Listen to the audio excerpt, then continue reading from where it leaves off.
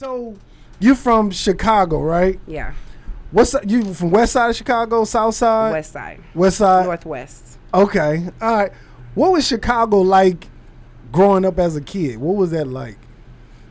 I was living in the middle of gangs and drugs, and even in school, that's all you saw was gangs, drugs, and violence. Really? Yeah. What? See, I'm from LA, right?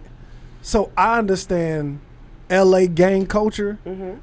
but Chicago gang culture seems so different from what I know as gang culture. Cause I know they got something with the hats, they got the pitchforks, then they have you have to give information or something like that. Can you break that down a little bit? Okay. Well, one thing about the Chicago gangs that I can say back then, Uh huh. they're so different today. Okay. Back then, we had it to where it was loyalty. Back then, we had it where it was family. They had your back. They fed you. They clothed you. You know what I'm saying? They was there, so you didn't have a problem doing anything and everything for them. They were the family that you didn't have. Okay. So you know what I'm saying? So yeah, we do have our hats with the big old D and the fork and the Nazi sign, which represents Hitler, rest in peace. And we wore it to the left. You know what I'm saying? To the right, and bang it to to the left. Like we would not fuck with the left. You know what I'm saying? It was always a Latin king one for back. Okay. Okay. But we are to the right, and we represent 1700 Twilight. So, well, I did. And like I said, where versus now, we're against each other. The gang, there's no loyalty, bro. Like, I fear more, I would fear my life more with the same people that I went to prison for than I would with the gang that I betrayed. Really? Yeah. And that's because you just seeing it from what's going on in the streets now. Yeah, I mean, like now I'm not affiliated no more. I don't bang no more. Thank you, Jesus. He gave me a second chance, and I gave him my life, and I promised him that if he blessed me, I'll bless somebody else. And I was given my second chance at freedom. So the gang life is not. I do not gang bang. You know what I'm saying? So right now, I just try to keep other people from making the same mistakes that I made. Okay.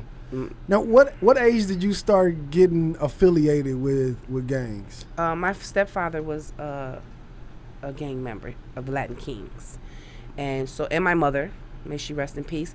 So my family was always affiliated with the Latin Kings.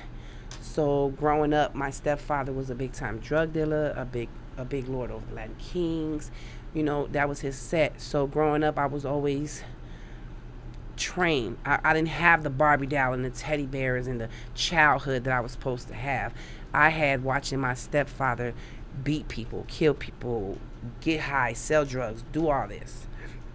So that's the life first of all, I want to make this real clear. Getting in the gangs of Chicago was not a life that I wanted. It was a life that was given to me. By your stepfather? Yes. How so? Because growing up, my stepfather, he saw the potential in me. He saw potential in me. Because growing up, we didn't have a good life. We had as far as financially, we had a great life. My father was the best provider ever. You know what I'm saying? He took care of his family, everything. But him being in the gang, and he was an addict, so he was very abusive. Physically, sexually, he was very abusive. And so he used to abuse my mother as well. He used to beat my mom, beat his kids. But I was always the one that if he started beating my mom or hitting my big sister, I would jump in it and hit him so he could stop hitting them and hit me. So I was the fighter back, so he saw the potential in me. You know what I'm saying? I could take a ass whooping. You know what I'm saying? Because of that man. Today I know how to fight because of that man. You know what I'm saying? So him knowing that, oh, she not no scary ass little bitch, this might be the one. So he was training me to be what he wanted me to be for his gang. But I just didn't like the fact that, to me, I felt like the way the training went, I mean, I've seen my father fight and beat and do whatever he did. You know what I'm saying? That's the lifestyle. I'm a firm believer when you join the gangs, you either end up dead or in prison for the rest of your life, and that is the truth. So I watched that lifestyle with him, but the way that the training went with me, I was always being molested or raped or touched on by his gang members, by him. You know what I'm saying? So it built the anger in me. I didn't have I love you, baby, good night. Our Father who art in heaven, hallowed be thy name. None of that. You know what I'm saying? I didn't have that type of childhood. I had the I'm beating your ass, or I'm you, or I'm, you know what I'm saying? You're gonna learn how to make drugs and do drugs. You know what I'm saying? It was always that type of a household. At what age is this?